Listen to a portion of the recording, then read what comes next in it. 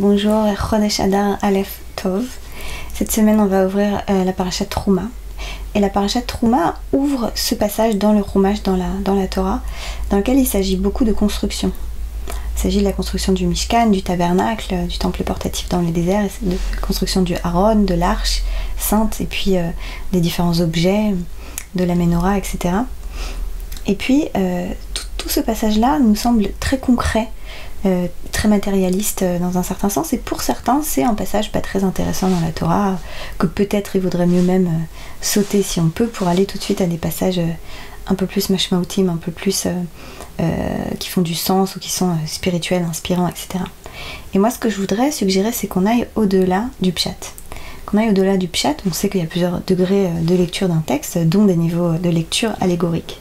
Et l'invitation, c'est d'aller dans un niveau de lecture dans un tel niveau de lecture, et de regarder ces instructions très, très pragmatiques de construction comme peut-être des métaphores. Et c'est ce que fait le Me'ashiloach, le maître chassidique Me'ashiloach, qui nous dit, en parlant des mesures de l'arche, Kol midot ha'aron hayu chatzaim. Toutes les mesures du Aaron étaient des moitiés. Lama, pourquoi?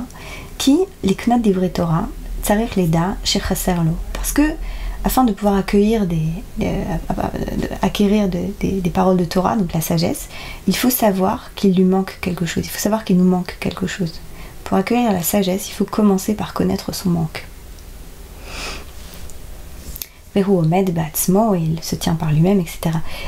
Et je pense que c'est vraiment sur ça que je vais m'arrêter dans cet extrait-là de l'enseignement du Me'ashiloach, que pour acquérir la sagesse, il faut commencer par reconnaître son propre manque.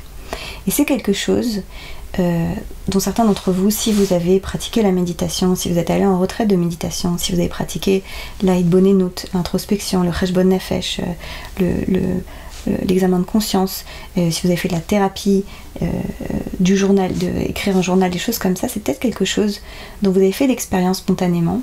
Cette espèce de paradoxe par lequel, à partir du moment où on va accepter de faire face à nos manques, de reconnaître nos failles, nos vulnérabilités, etc. Il y a quelque chose qui va s'ouvrir en nous et qui va nous donner accès à un sentiment de plénitude nouveau. Et à mon sens, c'est vraiment ce dont parle ici le Me'ashiloach. Et c'est l'invitation, la kavana, que je voulais partager avec vous pour ce mois de Adar Aleph. Qu'on puisse trouver la joie justement dans le fait de commencer par se tourner vers nous-mêmes, être en conscience, reconnaître nos manques, avoir ce courage-là de faire face à nos manques, et à travers cela trouver une plénitude, et dans cette plénitude trouver une joie. C'était la minute parasha de Mira Neshama. Chodesh Tov, Shabbat Shalom. N'hésitez pas à commenter, à liker.